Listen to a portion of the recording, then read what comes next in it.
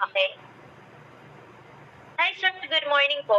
Kami po ang magre-report po sa case number 9 po. Ako po si Mary Cristino, kasama ko po si Mr. Alan Castillo. Start na po kami sir, bali case number 9, People versus Narciso Supa Tuwayrado alias Isoy, GR number 217027, June 6, 2018. Next po.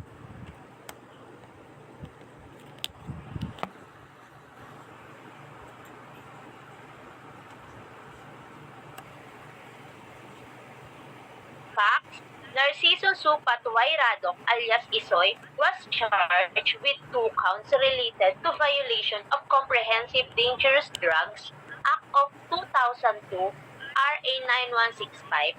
The charge stemmed from an incident occurring on October 8, 2005 in San Pedro, Laguna. In the first case, crime case number 5434 SPL, Narciso was accused of illegally selling methamphetamine hydrochloride, commonly known as shabu. The prosecution claimed that during a bypass operation, Narciso sold a police post-sear buyer one heat-sealed plastic sachet of shabu, a dangerous drug weighing 0.3 gram, in exchange for a 100 bill. Bali sa first case po ni Narciso Supat, sir, bali may ginawa pong bypass operation po ang pulis po na yung isang pulis po doon is siya nagpanggap po siya ng buyer. Nabibili po siya kay Narciso po ng shabu po sa halagang 100 pesos po. At nakabili nga po siya na ang timbang po is 0.003 gram po noong October 8, 2005 sa San Pedro, Laguna po. Next po. In the second case, crime case number 5435 SPL, Narciso was charged with the crime of illegally possessions of dangerous drugs.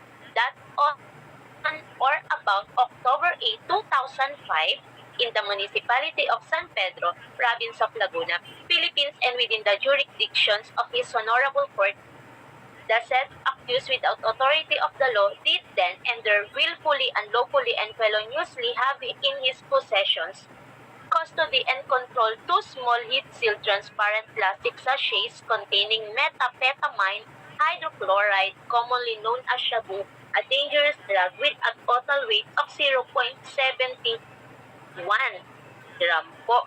Bali sa second case po ni Narciso po, after po na mag-avail po ng, nagpanggap po na po, buyer po na pulis po, nagpanggap yung pulis po, nagpanggap siya ng buyer po. After noon, nagkaroon po ng search po sa bahay po ni Narciso sa parehang araw po na October 8 po. At nung nag-search po sila, sabi nga po ng pulis, may nakuha pa po silang 2 small sachet po ng shabu na ang timbang naman po is 0.71 gram po. Bukod pa po dun sa 100 pesos bill na nabili po ng pulis po sa kanya. Next po. Version of the prosecution. The prosecution presented as witnesses PO3 Alexander Rivera Y. Amata, SPO4 Melchor de la Peña Y. Peruel, and SPO1 Alejandro Ame Y. Dimandel.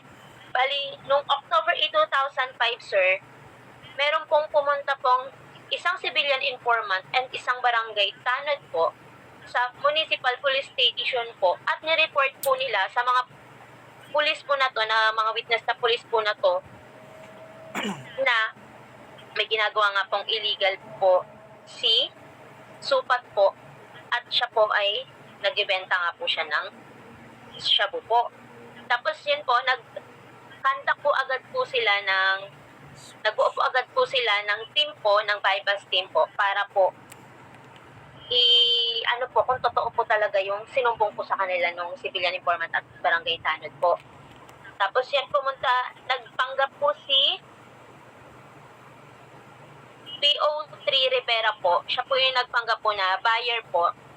Ayun po yung case number 1 po na in-explain ko po kanina, na si PO3 po yung nagpanggap po na buyer at napatunayan nga po nila na may binibenta nga po si Supat po ng shabu po. Tapos dun po sa case number 2 po, dun po na same scenario nga po, na sinabi nga po nila pagkatapos nga po lang bumili, nagkaroon niya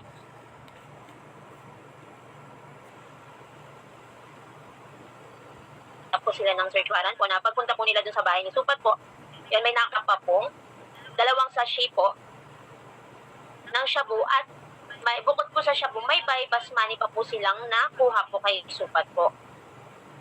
Tapos yun po, next po, version of the defense. On October 8, 2005, at around 10 a.m., Narciso was at home watching television with his brother Christopher Supat and a neighbor named Violi. Tapos sa ano naman po ni Supat po, sabi niya po na yung October 8 po, nasa loob lang daw po siya ng bahay nila, nanonood po kasama yung kapatid niya, na bigla na lang pong may pumasok po na 5 lalaki sa bahay nila, at yung dalawa nga po, namumukaan niya po na barangay tanod daw po, at namukaan niya rin po na yung 3 lalaki is pulis po, na pumasok na lang nga po sa bahay nila, nag-search po, and wala pong nakita tong mga to. Pero, after 15 to 30 minutes, bumalik po at may pinakita pong 2 sachet daw po ng shabu na na-recover po dun sa bahay daw po niya.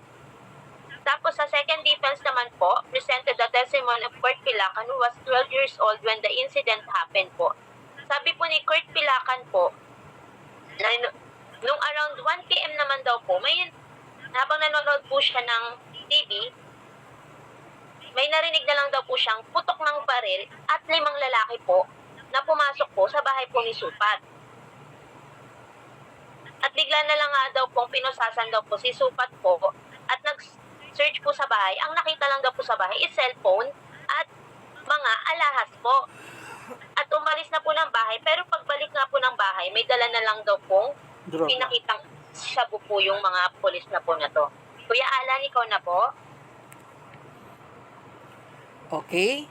So, doon naman tayo dumako sa ruling ng Regional Trial Court, no? On November 24, 2011, the Regional Trial Court rendered judgment finding Narciso guilty beyond reasonable doubt for the crimes of number 1, violation of the Section 5 of RA 91665 o yung selling and trading ng illegal drugs. Ang sentensya sa kanya to suffer the penalty of life imprisonment and to pay the fine in the amount of 500,000 and to pay the cost. And secondly, the violation of Section 11 naman, which is the possession of illegal drugs, no? According to RA 9165, sentencing him to suffer indeterminate penalty of imprisonment for 12 years and 1 day, as minimum to 15 years, as maximum to pay a fine in the amount of 300,000. No? So, yun. Pero, Narciso appealed his case to the Court of Appeals, claiming that the identity of the seized drugs was not proven in violation Section 21 of the RA 9165. Narciso argued that the trial court failed to consider the following irregularities in the conduct of the buy-bust operation. Kasi 'di ba, kaya siya na sentensyahan dahil sabi ito daw ay buy-bust operation. No, pag sinabing buy-bust operation, it is well planned, no. So, ano yung mga nakitang irregularities? Number 1, no inventories of seized item was conduct in the presence of the representative from media, Department of Justice o DOJ, and elected officials. And pangalawa, there is no photographs of the seized item were taken. Yan yung according dun sa Section 21 ng RA 9165. Remember, ang kanyang kaso ay Section 5, which is the trading o yung pagbebenta, and Section 11, which is possession of illegal drugs. Okay. So Narciso further claimed that there were gaps in the chain of custody of the seized item. Yun yung sinasabi ng Section 21, no? Yung chain of custody of the seized item. Because there was no information on what happened after the seized drug were marked at the police station, and the prosecution did not present the forensic chemist who examined the seized drugs. No? Um, Dito, sinasabi sa kampo ni Narciso na may pagkukulang doon sa Section 21. Kasi, inaakusa lang sa kanya naman is illegal possession and selling. Kinandak kasi kinandak kasi sa kanya through a bypass operation. So, feeling nila merong irregularities, no? So, in the question decision, no, the CA affirmed Narciso's conviction. In-affirm pa rin ng Court of Appeals yung conviction ni Narciso, no?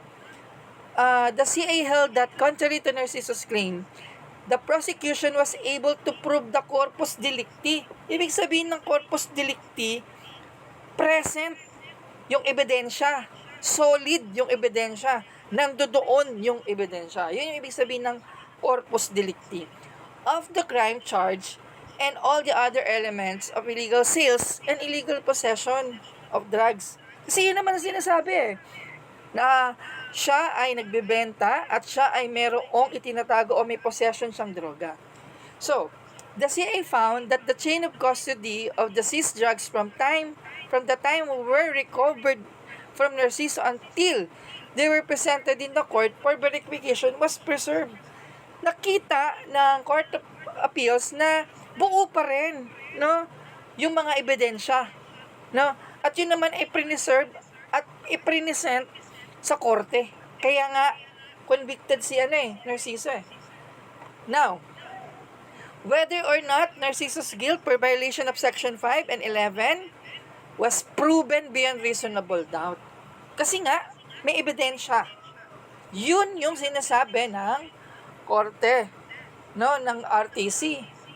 At saka according sa review ng Court of Appeals. Pero ito din, no, yung under the RA 9165, yan din yung inilalaban ngayon ni Narciso. Ito ngayon ang ruling. No, after a review of the records ng CA na to, Court of Appeals, the court resolves to acquit Narciso as the prosecution utterly failed to prove that the bypass team complied with the mandatory requirements of Section 21 of RA 9165 and established the unbroken chain of custody of the seized drugs. Yun ngayon yung nakita ng Court of Appeals. Kaya, ayan meron ng hint. Acquit Narciso. Kailangan i-acquit si Narciso dahil doon sa lapses na yun. In the present case, the bypass team committed several and patent procedural lapses in the conduct of seizure, initial custody, and handling of the seized drug, which thus created reasonable doubt as the identity and integrity of the drugs, and consequently reasonable doubt as the guilt of the accused. No? Ito yon. The bypass team failed to comply with the mandatory requirements under Section 21. Yun yung hindi nakita ng prosecution, na nakita naman ng Court of Appeals. No. Yung Section 21, anong sinasabi? Section 21, Article 2 of the RA 9165 lays down the procedures that the bypass team must strictly follow to preserve the identity and integrity of the confiscated drugs. Section 21, Paragraph 1 of the RA 9165 plainly requires the apprehending team o yung bypass team nga to conduct a physical inventory of the seized item and the photographing of the same immediately after seizure and confiscation. No? Further, the inventory must be done in the presence of the accused, his counsel, or representative or a representative of the DOJ, the media, and the elected public official who shall be required to sign the copies of inventory and the given copy thereof. Ibig sabihin, dapat pagkabayba sa kanya, nakuhanan siya ng mga droga, dapat ini-inventory agad yon, pinipicturan, and in presence of the 5 person. According to RA 21 ha, ano yung 5 person na yon? Una, yung akusado. Pangalawa, yung representative niya or counsel niya, hindi lang siya mag-isa. Pangatlo, dapat may DOJ representative. Pang-apat, dapat may media. And lastly, dapat may elected public officials, kahit barangay. Importante yung 5 yon. Kasi nga, ang bypass operation ay planado. Okay? Kaya, kailangan, importante itong 5 na to, at saka yung inventory. No? Ayun na. Pero, yung RA 9165 was amended by RA 10640. No, inamend siya, which imposed less stringent requirement. Binawasan yung mga requirements na kailangan. No? Pero pinaigting. The amendment was approved last July 15, 2014. As the alleged crime in this case were committed October 8, and a four-quoted version of Section 21 is applicable. Now, ito yung sinasabi na amended. Number 1, immediately after seizure and confiscation. Dapat, pagkatapos ng pagkakakuha sa kanya, meron agad inventory. No? Pangalawa, the chain of custody. No? Kailangan maliwanag yung recording, pati yung mga taong personnel. Actually, sinasabi nga dito sa amended, from 5, naging 4 na lang. Yung una, pwedeng yung akusado, yung representative niya, or yung counsel niya. Pangalawa, yung DOJ. Pangatlo, yung media. And yung elected officers o elected public official. Yun na lang. Kaso, sa kaso ni Supat, wala pa din yun. No? Kahit isa doon, maliban lang sa kanya. No? So, yun. Ito na ang last and final decision ng Korte. Wherefore, premises consider the decision dated August 14, 2014, the Court of Appeals CAGR-CRHC number 05461 is reversed and set aside. No? Accused, appellant, Narciso Supat Radok is hereby acquitted for failure of prosecution to prove his guilt beyond the reasonable doubt. He is ordered immediate release from detention unless he is confined or any other lawful cause. So yon, dahil nakitaan dun sa Section 21, kasi pwedeng planado kaya na-acquit si Supat. Okay? So yon. So yun ang decision ng Court of Appeals kay Supat. So, according to St. James 4:12, there is only one lawgiver and judge, the one who is able to save and to destroy. So thank you and God bless.